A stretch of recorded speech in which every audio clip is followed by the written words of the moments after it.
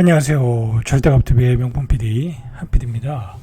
자, 최근에 집값이 오르니까 정부에서 대출 규제를 강력하게라기보다는 일단 제스처를 취하고 있어요. 자, 일단은 정부가 집값을 잡으려는 의도가 있는가 없는가, 자, 그런 것들을 좀 우리가 살펴볼 필요가 있어요. 자, 기준금리가 지금 3.5%예요.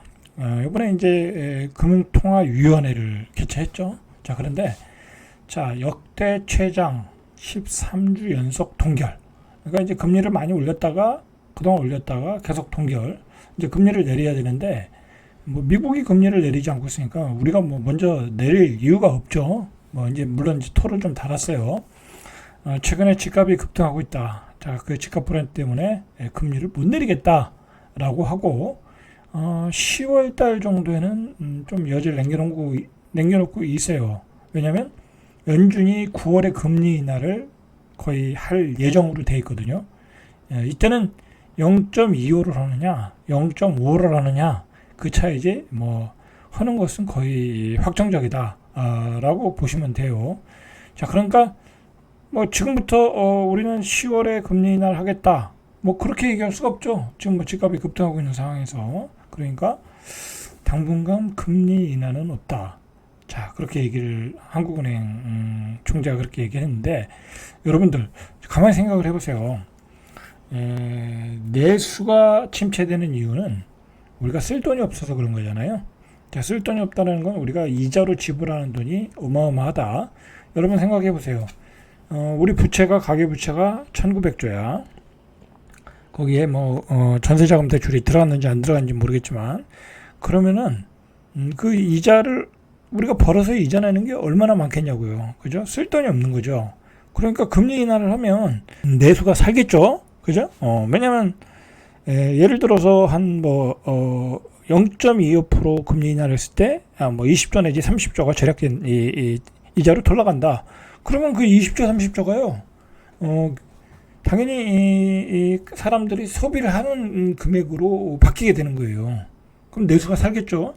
금리 인하를 하면 내수가 사는 거예요. 그리고 금리 인하를 하면 쉽게 얘기해서 우리가 자동차를 살 때 금리가 떨어지잖아요. 그럼 자동차를 교체하기가 쉽잖아요. 중고차도 마찬가지고 모든 게 그래요. 집을 살 때도 그렇고. 금리 인하를 하면 경기가 좋아지는 거예요. 그러니까 금리 인하를 안 할 수가 없어요. 그리고 안 할 수가 없다. 자, 그리고 생각해 보시면 이게 집을 기존에 산 사람도 있고, 그죠? 지금 사는 사람보다는 기존에 산 사람들이 더 많잖아요. 그 사람들이 고금리에 고통스러워하고 있고, 상가를 산 사람도 마찬가지고, 산업센터 산 사람도 마찬가지고, 무엇보다도 기업들이 지금 힘들잖아요. 그죠? 기업들의 금리를 낮춰줘야 기업들이 살 수 있잖아요. 특히 건설사들. 그죠? 지금 건설사들 회사 차별해가지고 고금리에 호덕호덕거리고 있잖아요. 지금 거의 망했다, 지금 간신히 살아나는 분위기잖아요.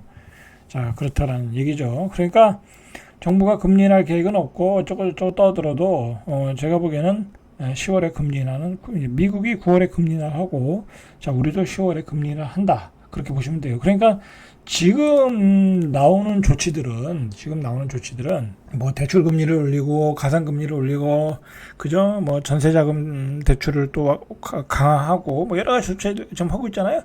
그건 나중에 금리 인하를 하기 위한 사전 조치다. 저는 그렇게 보고 있어요. 자, 여러분들 이거 한번 보세요. 이거 얼마 전에 나온 건데, 이제 이런 대출을 금지하겠다라는 거예요. 저도 한참 읽고서 이 내용을 좀 알았는데, 이게 무슨 내용인가 하고 저도 한참을 좀 독해를 하고 이해를 했어요. 자, 이런 경우가 있을 수 있다라는 거야. 유주택자가 주택을 처분하는 조건으로 받는 전세대출 취급도 중단된다.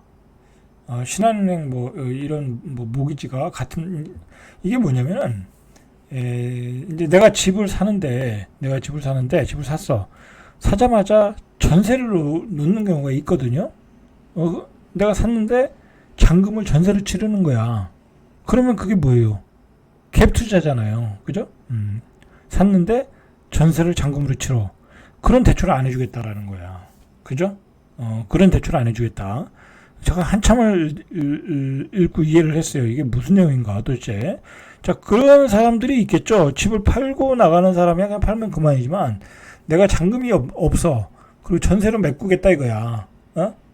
그러면 이런 경우가 어떤 경우가 있냐면 쉽게 얘기해서 이런 경우가 많겠죠. 예를 들어 주로 이제 신축에서 일어나겠죠. 이거 이렇게 되면 신축에서 대란이 일어나겠네. 그죠? 자, 이게 예를 들어 내가 아파트 신축을 분양을 받았는데 계약금만 치렀어. 그리고 나는 뭐 잔금을 조금 계약금 치르고 잔금을 조금 치르고 나머지는 전세자금 대출 전세 돈으로 등기를 이전하는 거야. 잔금을 치르는 거지. 자, 그게 안 된다라는 거야, 이게. 그죠? 그게 안 된다. 자, 이거 그러면은 이게 제가 처음에 읽을 때는 구축에서는 별로 이런 경우가 그렇게 많지 않으니까 별로 뭐 효과가 없겠다, 이 대책이. 자, 그런데 이게 어디에서 약발이 좀 먹을 수 있냐면 신축에서 약발이 먹을 수 있어요. 그러면 분양권 시장이 조금 요즘 분양권 시장이 계속 올라가고 있잖아요. 그 신축 때문에 신축과 아파트를 사람들이 원하니까 소비자가 원하니까. 그러면 이렇게 되면은 쉽게 말해서 분양권을 가진 사람은 분양권 상태에서 팔아야 돼. 보통은 이제 조금 여유가 있는 사람들은 전세 한 바퀴 돌리고 또는 두 바퀴 돌리고 오면 가격이 더 올라갈 거 아니에요. 이제 그때 파는데 이렇게 되면은 분양권 상태로 팔아야 되는 거야. 그러면 어떻게 되겠어요? 분양권이 쏟아져 나오겠죠.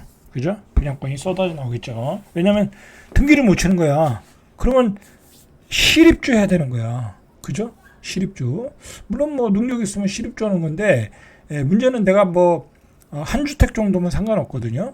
근데 투기로 세 채, 네 채 산 사람들은 실입주가 안 되잖아요. 그죠?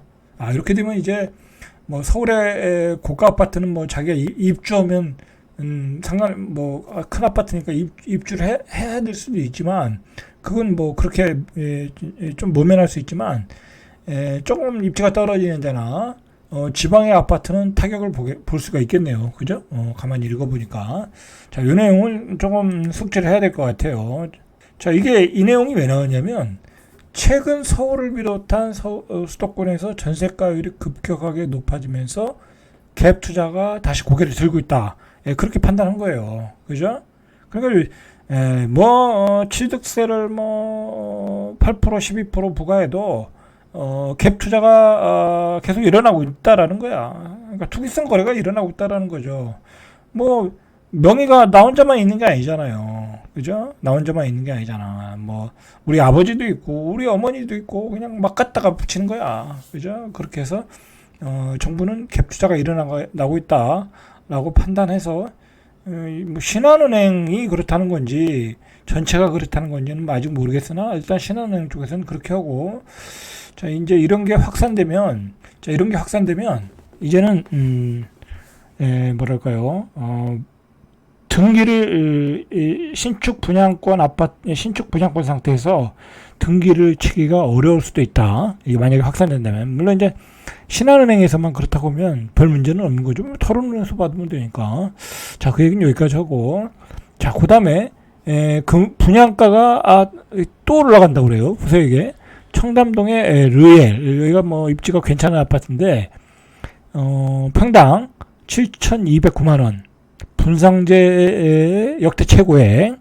자, 얼마 전에 레미안 원 펜타스가 평당 6,736만 원이에요. 이거 분양한 지 한두 달도 안 된 것 같은데 벌써 470만 원 오른 거예요. 도대체 이렇게 오르는 근거가 뭔지 모르겠어요. 물론 이제 원자재 가격이 올라가지고 이렇다고 하는데 평당 470만 원이면 이건 완전 고삐가 풀린 것 같아. 자, 그래서 전용 84가 24억 원대. 자, 지금 집값의 급등의 원인은 바로 분양가예요. 이것 때문에 사람들이 굉장히 압박을 받는 것 같아.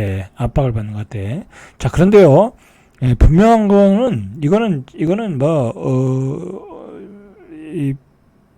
어떻게 바뀔 수가 없는 상황인데 분양가는 앞으로 그 올라가는 속도가 더 빨라진다. 그죠? 이거보다 더 빨라지면 빨라지지 더 느려지진 않는다라는 거예요. 이 기후변화도 영향이 있어요, 여러분들. 그리고 쉽게 얘기해서요, 쉽게 생각해서 여러분들 생각해 보세요. 지금 기후변화 때문에 날씨가 얼마나 더워요. 그러면 이 초고층의 아파트를 지으려고 하면, 여러분들 아파트 현장에서 아파트 짓는 걸 안 봐서 그래. 저는 이제 건축 관련 일도 좀 하고 있으니까 알잖아요. 이 아파트를 짓는다는 게 얼마나 힘들겠어. 근데 그거 다 누가 져요? 사람이 짓는 거예요. 그죠? 뭐 기계가 짓는 것도 있지만 사람을 부려서 다 짓는 거야. 그러면 누가 이 여름에 저 때 앞에 속에서 일을 하겠냐고. 그죠? 아주 쉽게 이해해서. 그럼 인건비가 올라가는 거예요. 당연히 원자재도 올라가고. 그러니까 이제는 제가 생각하기에는 이 분양가의 코비드 이후에 미국이 엄청난 돈을 풀고, 그 다음에 원자재 수급이 또 이 공급 라인이 깨지고 기후변화 때문에 뭐 사람들도 이제 이동이 어려워지고 그러면서 완전히 이 폭등 사이클에 들어갔다. 분양가 폭등 사이클에 들어갔다. 그렇게밖에 이해할 수 없어요. 그렇다고 한다고 하면 이거는 뭐 계속 올라가는 거야. 계속 올라가는 거. 그러니까 요즘 재건축 인기가 없잖아요. 요즘은 가상금리를 올리고 또 집값이 올라간다니까 가상금리를 올리고 막 하고 있는데, 은행들의 지금 반기 그러니까 한 1년에 6개월 이익이 역대 최고이래요. 역대 최고. 30조. 여러분, 이 상황에서 금리를 안 내린다라는 것은 이거 완전히 국민들 다 죽으란 얘기야. 그죠? 아니, 한국은행 총재가 금리를 인하하면 부동산 가격 상승을 부추길 위험이 있다는데 국민들 대부분이 투기 안 하잖아요. 그죠? 국민 대부분이 지금 자영업에서 많은 빚을 졌고, 국민 대부분이 집을 사서 많은 이자를 내고 있고, 그죠? 많은 빚을 깔고 있는데, 그것 때문에 또 경기도 내수도 안 돌아가고 그러는데, 경제도 침체되고, 근데 금리 인하를 안 할 수가 없는 거야. 제가 서론에서 이야기했듯이, 그러니까 지금은 하도 집값이 올라가니까 시기상 아니라는 것뿐이지, 금리 인하는 뭐 10월 되면은 뭐 안 할 수가 없다. 미국 금리 내리면, 특히 미국이 0.5 이상 내리면 우리는 뭐 안 할 수가 없는 거예요. 그죠? 그러니까 이게 뭐 정부가 생각하는 것은 집값을 잡겠다라는 게 아니라, 제가 생각하기에는 결론적으로 집값의 완만한 상승을 원하는 거야. 지금은 너무 급격하게 상승을 하잖아요.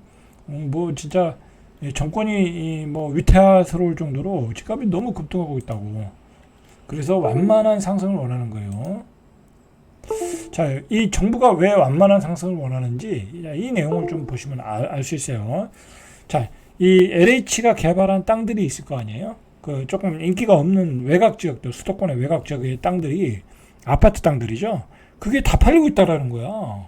그동안 안 팔렸거든요. 그리고 그게 다 팔리면 뭐 거래량이 늘어나고 주택지가 다 팔리고 그러면 누가 좋아요? 첫째는 정부가 굉장히 이제 편해지는 거죠. 그냥 세금도 많이 들어오고, 그죠? 세수도 많이 들어오고, 뭐 LH 땅 다 팔리면 또 자금도 회전되고, 그리고 또 건설사들도 다 살아나는 거잖아요. 그죠? 그 건설사들이 아파트 진 게 지금 다 미분양된 게 팔리고 있다고 그러잖아요. 자, 보세요. LH가 분양에 나섰지만 집주인을 찾지 못한 물량이 2021년 352가구였는데 2022년에 4,962가구, 2023년에 5,852가구. 이게 급증했는데 며칠 안 남았다는 거야. 며칠 안 남았다. 얼마 안 남았다라는 거예요. 상반기에 주인을 찾은 공공주택이 이제 안 팔렸었나 보죠. 2,375가구죠. 대다수가 수도권 분양 물량이었는데 양주, 옥정 뭐 이런 지역이죠. 뭐 이런 데는 좀 머니까 잘 안 간다고. 자, 그런데 여기서도 1,409가구 중 1,164가구가 1년이 넘도록 주인을 찾지 못하다가 올 들어 1,113가구가 팔려서 현재 미분양은 51가구다. 이거 다 팔리겠죠? 그죠? 이렇게 돌아가고 있다는 걸 돌아가고 있다. 자, 그리고 경기도 화성 비봉의 A3 블록 659가구, 화성 태안에 뭐 680가구 뭐 이렇게 여기가 각각 159가구, 171가구가 팔리며 완판됐다. 그죠? 이거 다 인기 별로 없는 지역이잖아요. 이런 지역도 다 팔렸다라는 거야. 자, 영종도도 100에서 300가구씩 공공주택이 이 분양이 됐다. 뭐 이런 데 다 인기가 없는 지역이잖아요. 평택, 고덕, 파주, 운정, 양주, 해천 미분양 물량이 속속 팔리고 있다라는 거예요. 그죠? 자, 정부가 원하는 것은 완만한 상승이다. 그러니까 강한 대책을 안 내놓겠죠. 그죠? 그러니까 예전 그 좌파 때하고는 좀 틀린 게 뭐냐면 좌파는 그냥 세게 내놨는데 그게 이제 실제 그 역효과를 발휘한 건데 요번에 이제 윤석열 정부는 강도를 약하게 내놓는 거예요. 뭐 집값 상승에는 상승 속도를 줄일 수 있는 그런 정책을 내놓고 있어요. 그러니까 앞으로도 계속 상승한다고 하면 좀 더 강한 정책이 내놓겠죠. 그죠? 그렇게 보시면 돼요. 그러니까 그러면서 그동안 남아있던 물량들이 다 소진되고 거래도 많이 되길 원하는 거예요. 자, 뭐 그런 영향인지는 몰라도 자, 이번 주에 보니까 수도 서울이 0.32에서 0.28 상승의 폭이 좀 줄었어요. 집값이 너무 급등해서 상승의 폭이 줄은 거예요. 자, 강북 14개 구도 0.22 그죠? 0.22 올랐고 성동구는 0.57 마포구는 0.37 그죠? 광진구는 0.31 많이 오르고 있어요. 자, 강남구 11개구는 0.33 그죠? 그 중에 서초구가 0.59요. 서초구가 어디예요? 반포가 있는 데죠. 그죠? 많이 올랐죠. 자, 송파도 0.48 많이 올랐어요. 그죠? 자, 이렇게 많이 오르고 있다. 자, 그 다음에 인천은 0.16에서 0.15. 자, 경기도는 늘어났어요. 오히려 0.10에서 0.11. 자, 경기도가 8, 9월에 계속 상승 속도가 나올 수 있어요. 자, 그 다음에 지방은 마이너스 0.01. 그러니까 지방은 계속 떨어지고 있어요. 자, 아까 말한 대책이 있죠. 그 전세 자금 대출을 규제하겠다.